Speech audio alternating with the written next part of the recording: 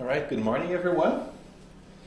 One more Sunday morning, starting our talk today. So before we go with our initial text, I'd like to invite everyone, if you don't know or know a little bit about this important practice in every household, in every house, which is the Gospel at Home.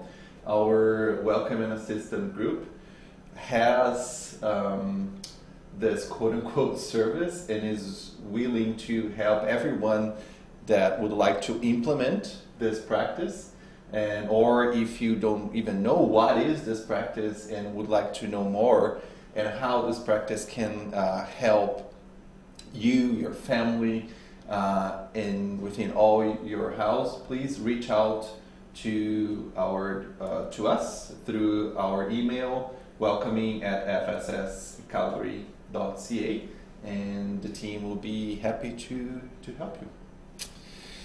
So today I would like to start with text 134 from Our Daily Bread by Spirit Emmanuel, psychographed by Francisco Cândido Xavier. And the text is spiritual nutrition. It is good for the heart to be strengthened by grace instead of dainties, which are of no value to anyone who indulges in them. Paul, Hebrews 13:9. There are nutritional vices of the soul, just as there are nutritional vices of the body. Many people trade pure water for stimulating beverages, just as many people prefer pernicious illusion when dealing with spiritual problems. In order to be effective for the eternal life, nourishment for the heart has to be based on the simple realities of the evolutionary path. It is crucial for us to strengthen ourselves with illuminative principles without heeding the dazzling fantasies that come from the outside. And it is precisely on the religious path that such effort demands broader refinement. Generally speaking, believers are always eager for situations that can satisfy their pernicious whims, just like a gourmet yearns for exotic dishes. However, just as delights of the table are not necessary for fundamental activities, the thrilling sensations of spirit phenomena are useless to the soul if it does not possess sufficient inner resources to understand their purpose. Many disciples regard their religious experience as purely intellectual matter, but it is crucial to realize that in order to be definitely incorporated, the nourishment of the soul requires a heart that is sincerely interested in the divine truths. When individuals assume this inner attitude, they truly strengthen themselves for sublimation. They realize that there is such an abundance of useful work material around them that they place any temporary sensation on the lowest rungs of the evolutionary ladder. So let us pray. Let's concentrate. Let's raise our most noble thoughts. Let's connect our energy to our Father God and to our Master Jesus. Connect with our guardian angels. Connect with the spiritual team of this beloved house, this house of love, this house is Fraternity of FSS. Let's be grateful for one more opportunity that we have in this Sunday morning to learn more about Spiritism, to take advantage of this knowledge and this learning, to apply it, even if it's just a little bit, in our daily life. Take the opportunity to reflect on the words that the spiritual doctrine, along with the divine laws exemplified by our Master Jesus, and reflect how can we adopt those into our activities and into ourselves. How can we truly see our Master Jesus as our role model? And how can we align our thoughts, our actions to the divine that is pure love, that is pure knowledge. Let's ask that our spiritual guides can guide us in this morning, guide us on the reflections, and help us have one more morning of enlightening, of light, of love, of justice, and of charity. So be it.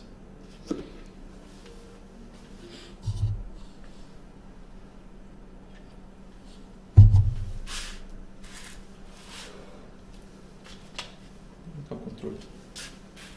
Não. Yeah. Thank you.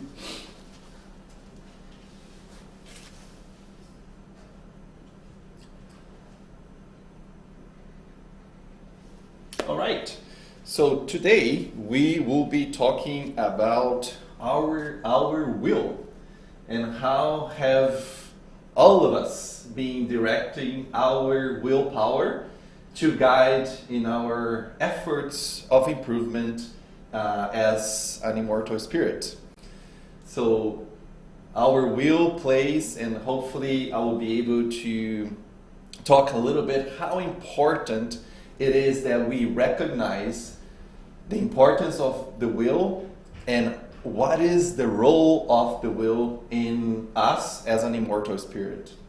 And as one sentence that Leon Denis often mentions, and I believe Leon Denis is one of the authors that has so much beautiful passages and knowledge about will, and he says that our will is a sovereign power, and it's the sovereign power and faculty of the soul. So hopefully today we'll be able to exemplify and learn more about this important aspect of us.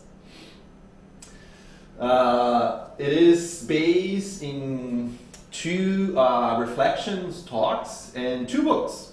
So first is Our Will, which is reflections by Arthur Valadares. Another reflections from Rossandro entitled It Is the Will That Is Missing. Also, as you at this point might know, my favorite book, Thought and Life, by Spirit Emmanuel, psychographed by Chico Xavier. And hopefully, if I have time at the end, I would like to read a passage from this book. In Portuguese, it's called Problema do Ser, do Destino e da Dor. And in English, my best attempt is The Problem of Being and Destiny, which I try to translate from French. Yeah, that's from Leon Denis. So some initial reflections. So how do I understand the role of the will in carrying out all the efforts for my internal transformation? How do I understand that? Is that a role that is important? Is that a role that is primary, secondary, tertiary? Have I used my willpower to carry out all the internal change efforts? Have I put the willpower at the place, at the role that it deserves? And last but not least, what obstacles do I encounter to make the desired changes to improve the immortal spirit? What are some of the obstacles that I have to face in order to accomplish this task? So, I would like to start with one question about in the Spirit's book. We all know that all the questions carry their importance, but we know that some questions might trigger us some more deeper thoughts. Or in some questions, depending on the answer, that answer might not be what we were expecting for. And that answer may take us away from our comfort zone. Or we thought that we knew the answer and the answer is totally different, and that can shake us a little bit. Sometimes it can shake us from the positive side. It might stimulate me to change my patterns, to change my behaviors. And other times might make me like, oh, was I wrong, or I don't agree. However, the importance of knowledge and all the wealth of knowledge that we have on the Spirit's book is to open our horizons, right? Is to help us reading those passages and help us move forward with our own development. And the question that I would like to start today, and is one question that really moves, at least for me, moved me out of my comfort zone, is question 909, where Kardec asks, are an individual's own efforts enough to eliminate, to vanquish his or her bad tendencies? Kardec is answering, if I put my own effort, is that enough? If I do what is supposed to do, is that enough? And in one of the talks that I was reading, I think it was Rosandro, and he was saying the first time that I read that, I thought that the spirits would say, oh, it's hard. It is a lot of work, and we are here with you. And believe in God, and you will go through so much. But when we read the answer, it's kind of, The Spirit says, yes, a very small effort is often all that is needed. How come? Just a small effort, and we can just think with ourselves, and maybe it's like, but I'm going through so much. But I'm going, especially the times that we are living right now. How is that small? How do I really need small? And the spirits continue saying, it is the will that is missing. It is quite astounding how few of you make any serious effort. So here is the start and my case for change for today on how it is important that we focus on our true will and our willpower to make whatever change. That change can be from a habit, health habit, or any other habit, to all our journey as an immortal spirit to change whatever we believe, we feel within ourselves. We are here in this incarnation to change for better, to change beyond myself as Luis, incarnated right now, but to change as Luis, the immortal spirit. So the focus on our will is imperative, is key. And as I mentioned in the beginning with Leon Denis, is this sovereign power and the sovereign faculty of our soul, of our spirit, that guides us, that enables us to keep walking and keep in our journey of evolution. So importance again to understand the will so we can develop it.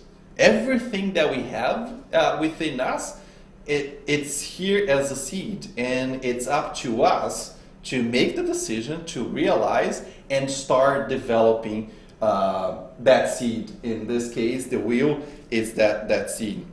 And if we understand that and start putting efforts towards it, we will see that everything else, it will be a consequence.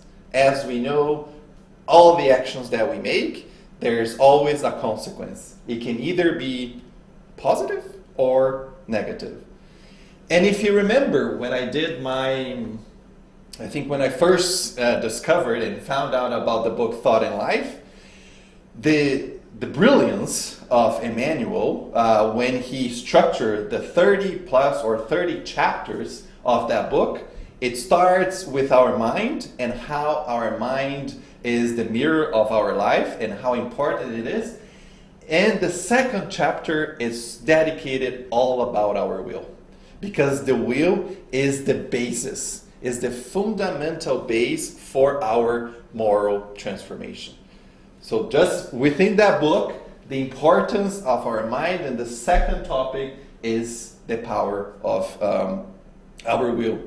So there is that invitation that we look inwards, look within ourselves to identify this potential, right? To identify the challenges that I might be facing, and hopefully I will be able to give some examples throughout this talk. Some of the challenges that I face when we have competing wills that are that the pleasure might want to take over it, and how we should be, or we're invited to be aware, notice that, and put the efforts towards to see the bigger picture, to see the bigger goal, so we can achieve a new level of evolution. So another characteristic that I really loved about that book, Thought and Life, is how simple Emmanuel tried to convey some more complicated messages. And with chapter 2, Emmanuel starts talking about our mind and how our mind can be compared to an office. Can be compared, and we all know, most of us have worked or is working, and we know some of the hierarchy that we have in the companies that we work for. And he starts describing how our company of our mind, each one of us, how we organize our company within ourselves as an immortal spirit. And he starts creating some departments that we have in our mind. And the first department that we have in our mind is the department of desire. The department of desire is in charge of our purpose. It's in charge of all the aspirations that we have to work and to stimulate, to complete activities, to complete tasks, and to stimulate us to the law of progress and the law of work. It's the begins with the desire for us to project everything that we would like to achieve, right? Our goals. And Arthur mentions here where there is a passage from Jesus where he says, whatever your heart is where your treasure will be.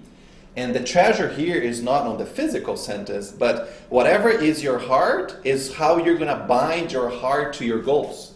If you have positive goals, you will be destined to achieve those.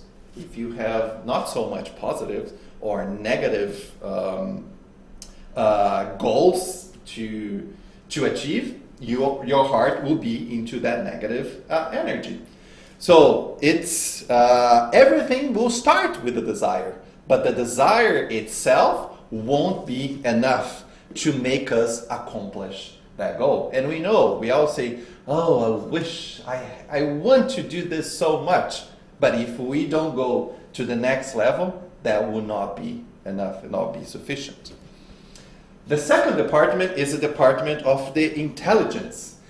And the function of the Department of Intelligence is to expand all our evolutionary and our cultural assets. It's where we gather all the information and all the experience from our body functions, how to eat, how to move, and everything that we have accomplished so far through our evolutionary process. I learned to do this task. I learned to fix this, fix that. It's all the function of the Department of Intelligence. It's our creative skills as well. And it's through the Department of Intelligence, together with the Department of Desire, is how I'm going to gather all the skills that I need to make the change that I want and to fulfill that goal that the Department of Desire has established. Another department is the Department of Imagination, where it joins together the riches of ideas and our sensitivity. It's in the imagination that the Department of Imagination takes us to abstract our thoughts and make us connect and imagine what could that future look like. What could that future Luis, that future Immortal Spirit could look like from an aspirational perspective. I can imagine myself developing all the virtues. Of course, it won't happen in this incarnation, but it will happen in the future as an immortal spirit. So it's the power of that department that help us to imagine that good future state and put some characteristics around that future state to help us, to keep us motivated to make the changes. And last but not least, we have the Department of Memory, where the Department of Memory archives all of our experience and is yet another department that define many of the functions of our soul. So, 4 departments, but I haven't talked about the will. Where does the will sit in the hierarchy in our office, in our mind office? Is that something along the horizontal lines? What is the role? So Emmanuel says that the will is not only a department, but is the boss guiding us. And he elevates the will as the cabinet of the will. The cabinet of the will has a fundamental condition in ourselves, a condition and a duty to manage the performance like a boss, like a leader, like a supervisor, to manage the performance of all the departments that I just mentioned. The Department of Desire, the Department of Intelligence, Imagination, and Memory. Emmanuel goes and says that the will is the enlightened and vigilant manager that supervises all sectors of our mental activities.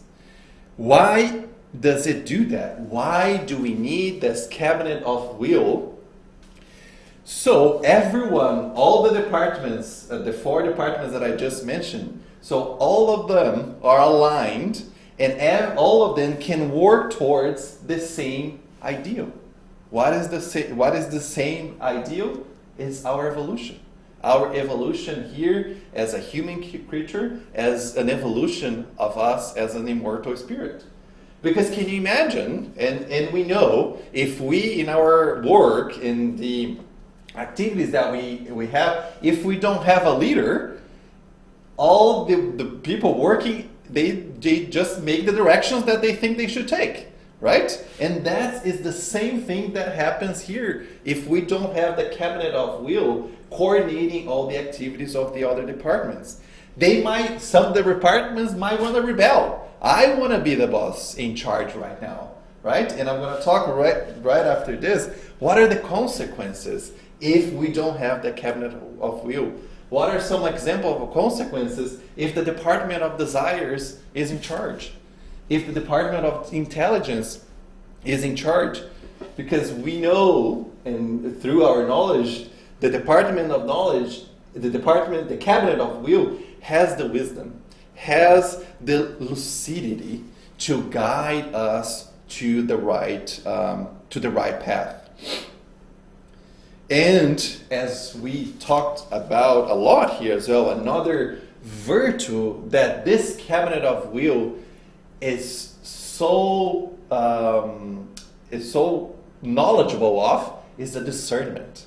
Our will knows and has the lucidity to discern what is good for us as an immortal spirit.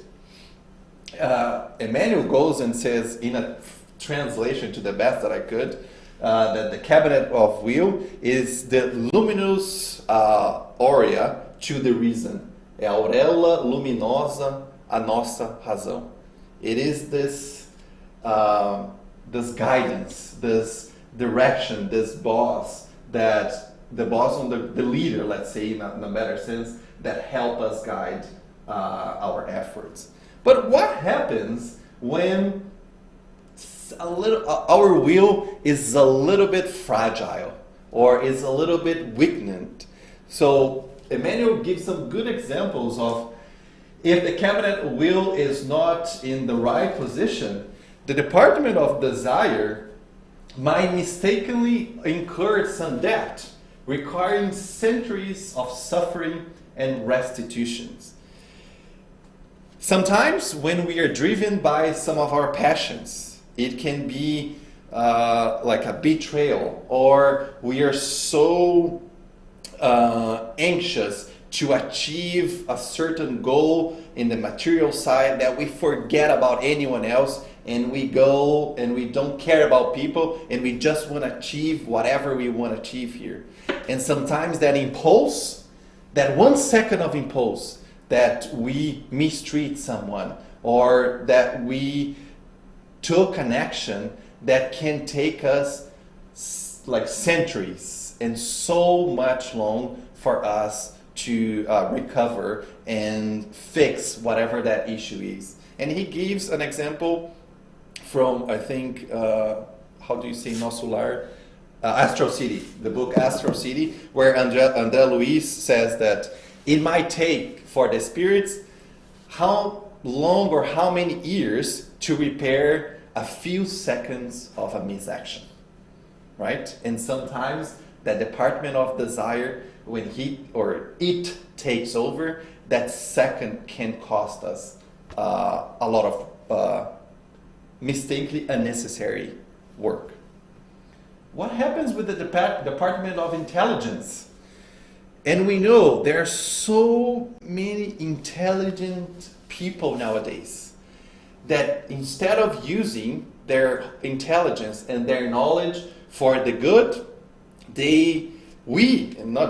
sometimes we ourselves let our egoistic feelings to take over, and we just think about our own benefit instead of using that knowledge for the greater good, right? So the lack of orientation towards the collective good of our intelligence can take us to be selfish and take the resources that might have been better used for the greater good just for our own benefit. Imagination may create monsters of darkness. And sometimes, I can speak that for myself, sometimes our mind, our thoughts, when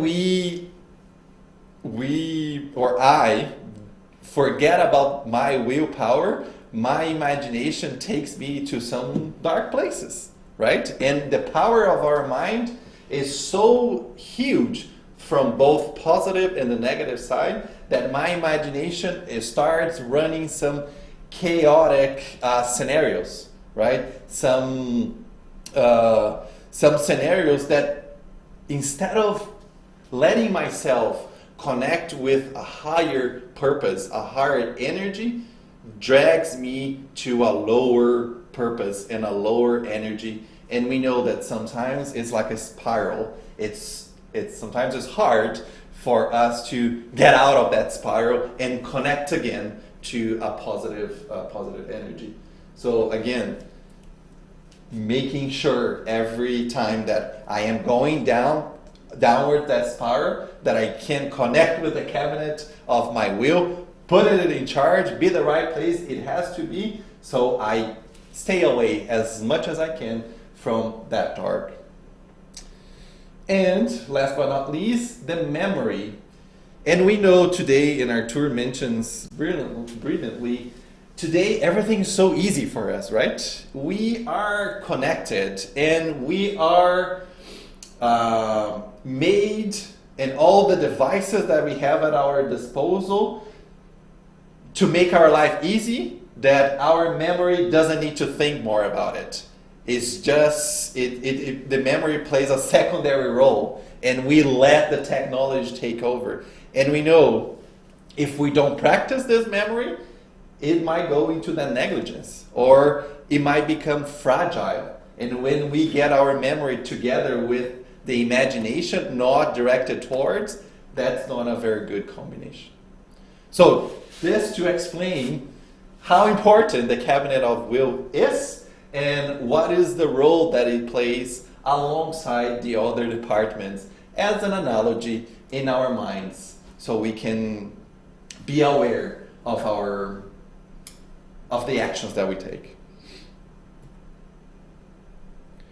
So I talked a lot about,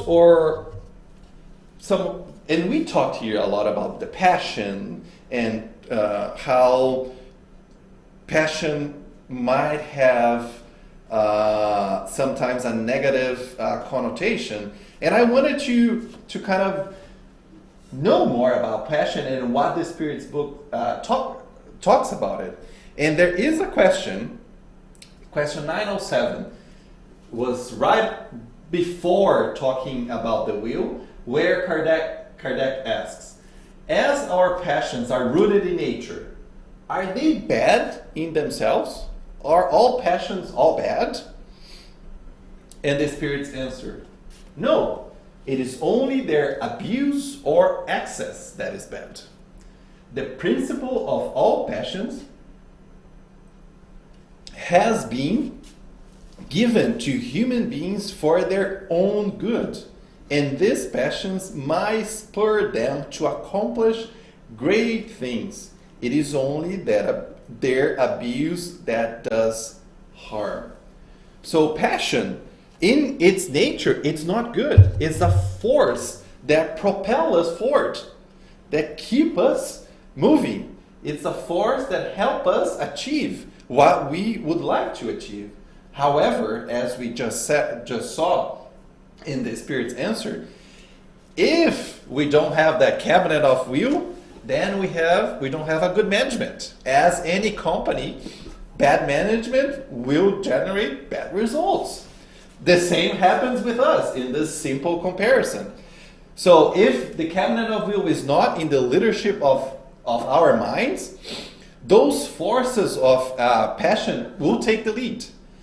And the result of those passions taking the lead and not being balanced will lead to exaggeration, we will be imbalanced, and ultimately the result will be unhappiness. It might take us a little while to recognize that unhappiness if we are in balance and if our will is not in command, in control. But we will realize that at some time. But if passions are not bad, it's just how we manage it that should be taken into consideration. What do we learn from that? And there is the question next to it, that's question 908, where the Spirit says that passions are like a horse that is positive and useful when under control, but is dangerous when they are untamed or desgovernadas. So here, we don't need to eliminate, we are not invited to eliminate the passions. What we are invited is to guide them and channel them in a way that we fulfill our spiritual needs, our needs to evolve as immortal spirit. And Arthur uses a super simple example, which is Paul. So Paul of Tarsus, what happened before? His passions were so vivid and were so powerful, but he used in a different direction, right? Because he thought he was doing the right thing. However, when he finds himself, when he encounters Jesus and he took the reins of his own existence, what he did, he channeled that same passion that he used before to doing the good, to promote Jesus' teachings and promote us as an immortal spirit, and channel that same energy and passion to build something good, to build something positive. The same thing can happen with us. Things that we might have been, or we are still channeling or letting them take over. We can just use the same horsepower to change to a different direction. And so the role of the will is to guide and control this intensity of the forces of our soul. They're all natural sources that just need discipline, direction, and control. Another example, a lot of examples that he used is, let's think about water. So what happens when it pours down water, and we had an example here in Calgary back in 2013. When we have water without control, it's just damage, right? It's flood, destroys houses in the city. But what happens when we control water? When we organize water, or we contain water, for example, in a water dam. A water dam produces energy, produces a good thing to the society. So the same water that is uncontrolled now is controlled and guided to a positive purpose, can benefit society. Same with fire. If we put fire in forests and it's all uncontrolled, and we have damages to house and society. But fire in itself, when it's controlled, is a benefit to the soil. So we can cultivate whatever we need to grow in that soil. So the same thing, control and uncontrolled. They're all energies. They're all the forces that help us achieve our goals. And one last example is, I love the examples that Arthur always uses with the boat. The passions, if you're in a boat in the middle of the ocean, the passion is all the wind, is all the driving force that keep our boats moving. However, the will is our helm. The will is our helm that we decide, are we going to direct those winds to a rock and hit the rock? Or are we going to use the helm and direct our winds to the infinite oceans, to the future that we envision for us as growing as an immortal spirit? And how do we navigate? How do you use the helm? Is with practice. It's only with practice. There is no way, it wouldn't be fair if everybody was implanted with some levels of will helm, for lack of a better word, just to, some people know how to navigate better. I don't know. It's all of us are invited to exercise it. In talking about exercising of the will, Joanna has some passages where she reinforces the need of the will and the importance of exercising it to develop it, not perfect it, but develop it into a better state. And she says, the will is therefore the engine that drives human feelings and aspirations towards the conquest of the infinite, being always graded the more it is exercised. And here, Rosandro mentions, sometimes we have just that little desire or that little will, but it doesn't continue because sometimes I did one thing once, twice, but then it's like, I don't want to do it anymore. I quit. And he mentions that there are some studies that sometimes it takes about 20 days for us to create a solid habit and attitude to sustain the change that we want for ourselves. And he gives a very super simple example. Let's say I needed to improve my health and I decided to do some exercises. For us here in Calgary, doing exercise in the morning, for example, during the winter, when you wake up and you look at outside or you look at your phone and you see the temperature, it's understandable sometimes, like, I would prefer to stay at home. I don't want to go, and I don't want to embrace the winter and do what I have to do to improve that. So there is the desire and the pleasure of staying home, warmth in your bed, is bigger than going to the gym or doing whatever exercise that you need to do. So for the desire to move around and it enforces our will, we cannot just count on pleasure. So that pleasure of staying home does not work with the bigger objective that we would like to achieve with something that might not give so much pleasure than staying in our bed. So if we are invited to not forget, but understand that there is a bigger purpose in that exercise.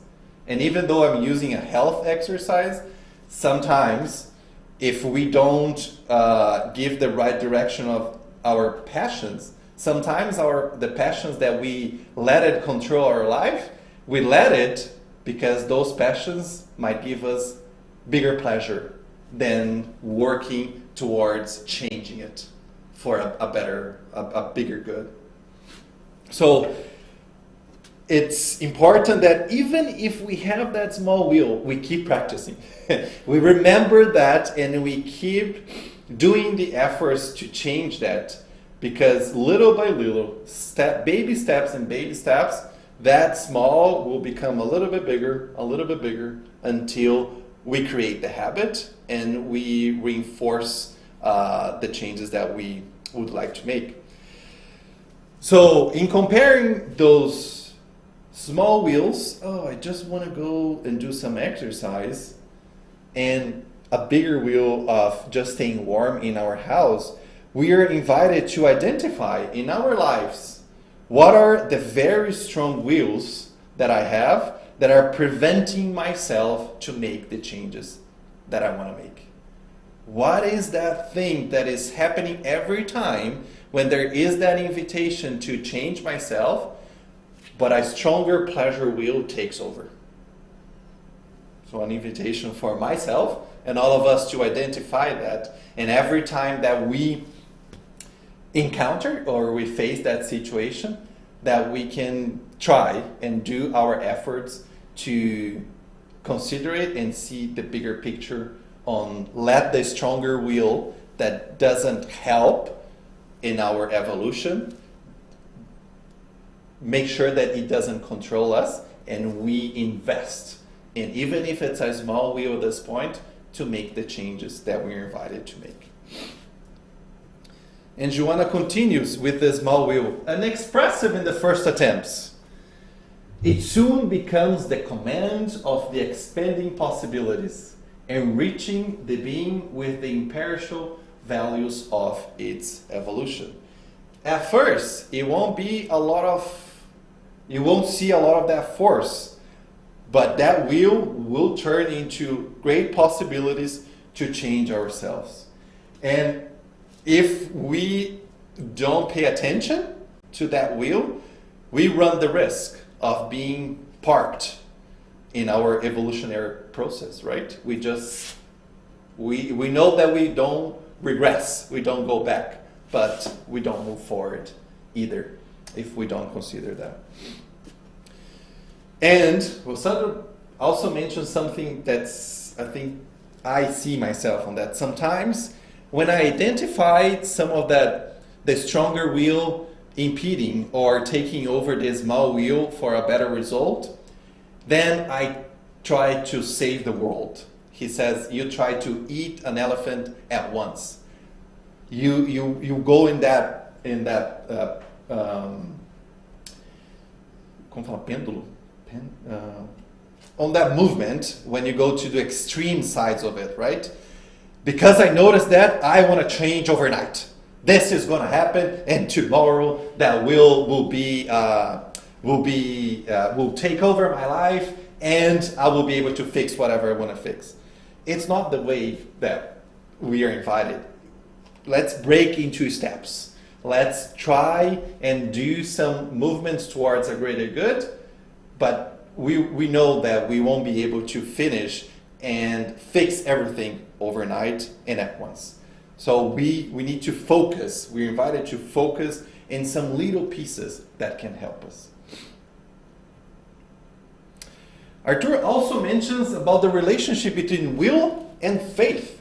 And there is a passage in the Gospel according to Spiritism, chapter 19, item 10, where the Spirit said, I repeat, faith is both human and divine.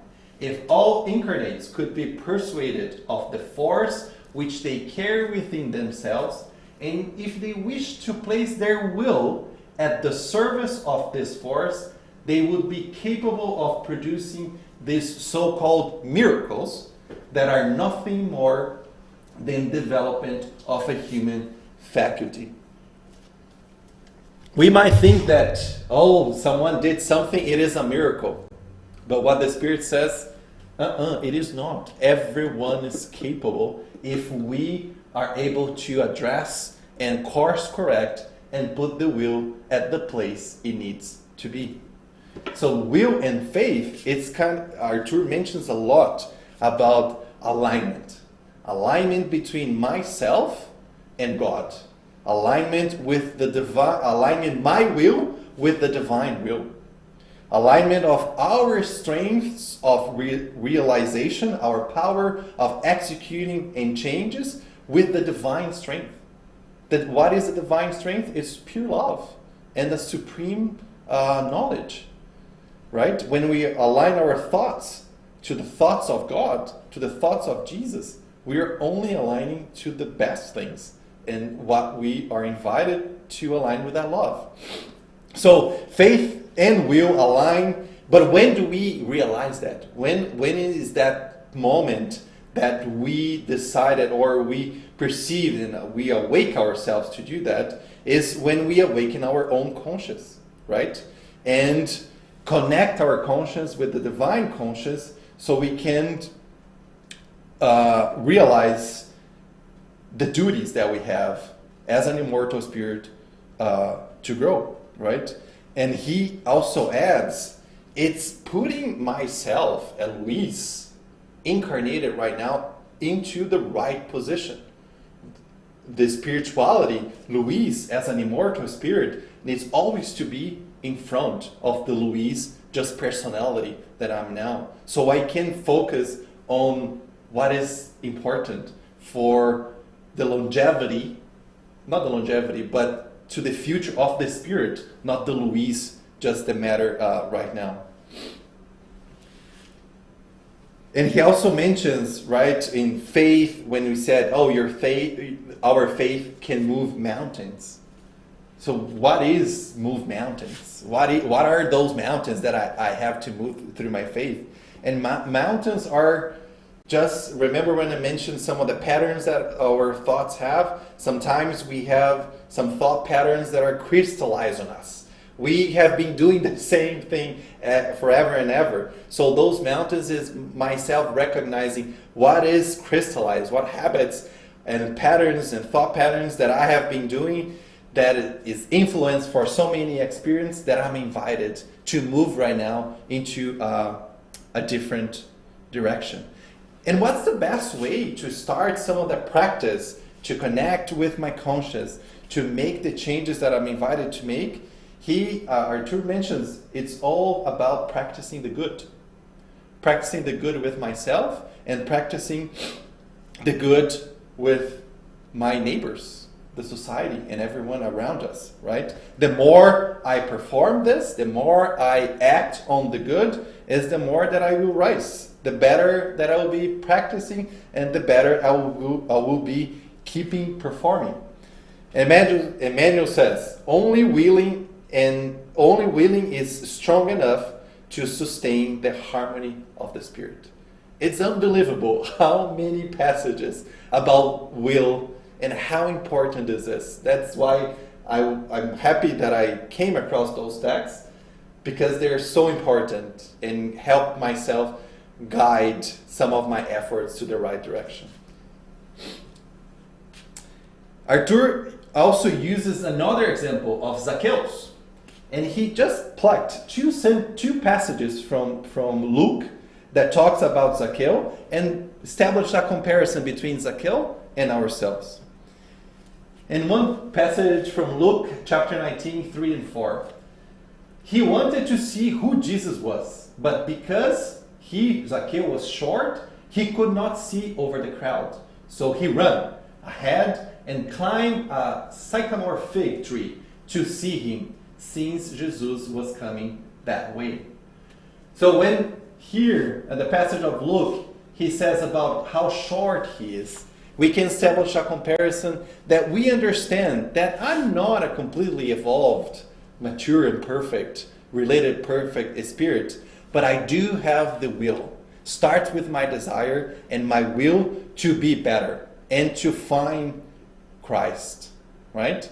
And he also established another comparison where sometimes we are tired of going incarnation after incarnation, making sometimes the same mistakes. Sometimes we fix one mistake, but then we break another thing. Then we fix another mistake, and then we break another thing. So he says it's this kind of vicious cycle, right? So recognizing ourselves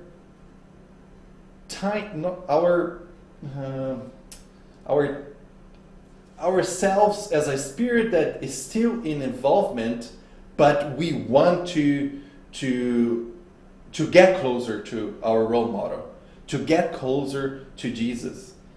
Similar way that he did, he recognized himself as not that evolved, but he wants to go towards our role model, which is Jesus. And he had to face the crowd.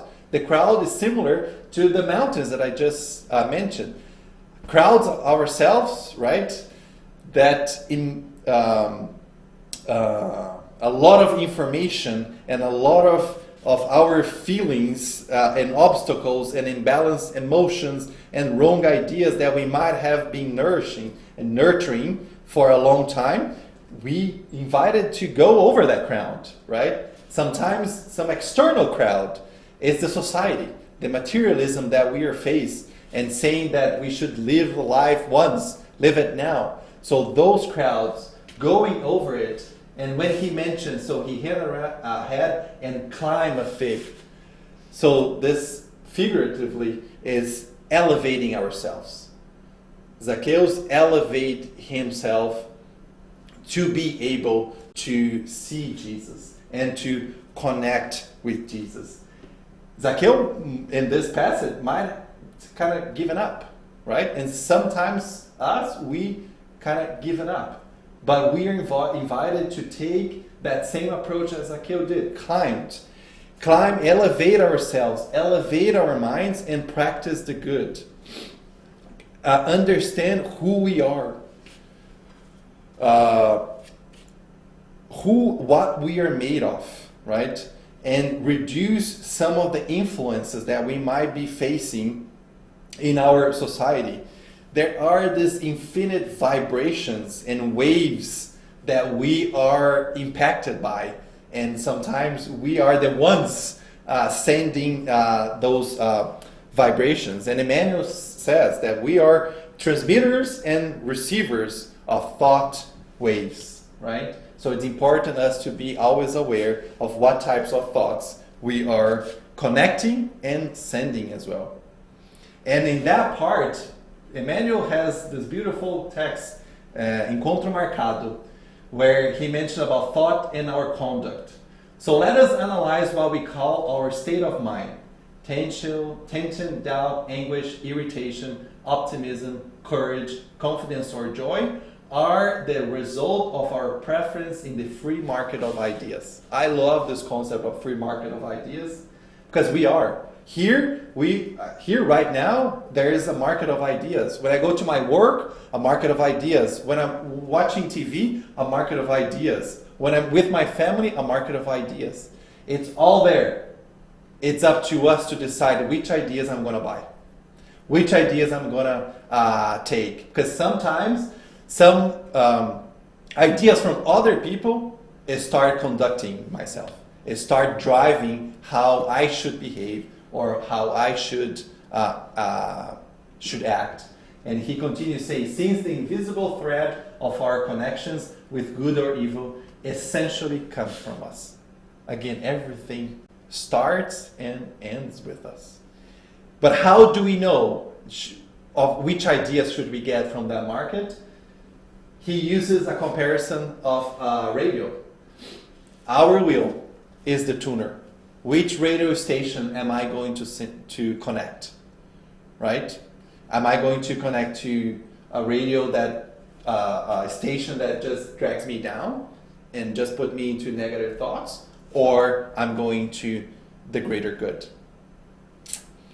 So it's very important that today we are very aware that we do our part and we connect and we use our will as our tuner to the best that we can to connect to the best ideas. And I want to finish with the text about will from Leon Denis, which I try to do my best to translate it to English. So the will is the greatest of all powers. It is, in its action, comparable to the magnet. The will to live, to develop life in us, attracts us to the new vital sources. This is the secret of the law of evolution. The will can act with intensity on the fluidic body, activate its vibrations, and, in its way, appropriate it to an even ever higher mode of sensations, prepare it for a higher degree of existence. The principle of evolution is not in the matter, it is in the will, whose action extends both to the invisible order of things and to the visible and material order. If man knew the extent of the resources that germinate within him, he might be dazzled, and instead of thinking he is weak and fearing the future, he would understand its strength. He would feel that he himself can create that future, which is so aligned with that passage from the Gospel according to Spiritism. It's not a miracle, it's about our will. By what means will we set the internal powers in motion and guide them towards a high ideal? By will. The persistent and tenacious use of this sovereign faculty will allow us to change our nature, to overcome all obstacles, to dominate matter, disease, and death. Isn't it comforting and beautiful to be able to say, I'm a human being whose will and intelligence are free. I made myself unconsciously through the ages. I slowly built up my individuality and freedom, and now I know the greatness and strength that is in me. I will rely on them. I will not let a single doubt overwhelm them for even an instant. And using them with the help of God and my brothers in space, I will rise above all difficulties. I will overcome evil in me. I will let go of everything that chains me to material things to rise up to happy worlds. My will calls me forward, always forward. More and more knowledge, more life, divine life. And with it, I will conquer the plenitude of my existence. I will build for myself a better, more radiant and loving personality. I left the inferior state of ignorant being forever, unaware of its value and power. I assert myself in the independence and dignity of my conscience, and I reach out to my brothers, saying to them, awake from your heavy sleep. Tear the material veil that surrounds you. Learn to know yourself, to know the powers of your soul, and to use them. All the voices from nature, all the voices from space cry out to you. Get up and march. Hurry to conquer your destiny. So I think my invitation is to understand that role of will. Learn how to better choose the mental connections that we are faced and we have opportunity to connect to. Our future is an infinity of good, of beauty, and love. So let us do our best efforts to align our will with divine will, to go through the crowd as Zakeo did, our internal crowds, our external crowds, so we can move our own mountains and achieve that development and our progress as an immortal spirit. That's it. Thank you. Questions? No questions. Cool. So let's do our prayer. So after reflecting, after hearing how important is that our will be in charge of our evolution, of our actions, let us again connect with the divine will, with the divine thought, through God and our Master Jesus. And once again, be thankful for this house of love.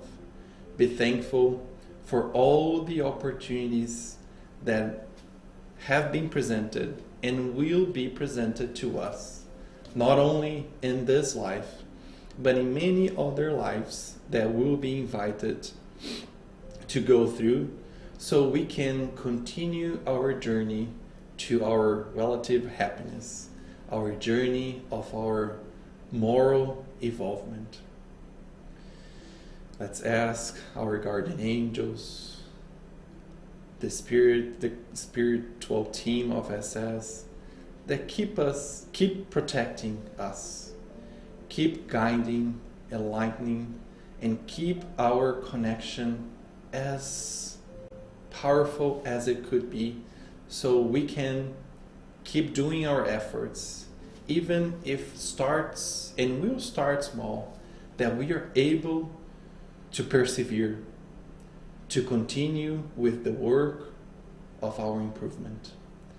Let us have another blessed Sunday and another blessed week, and may we continue with our reflections, our knowledge, our learning, and keep feeling the importance of all those messages, importance of will in our life, so we can be the change for us and the change for this world. So be it.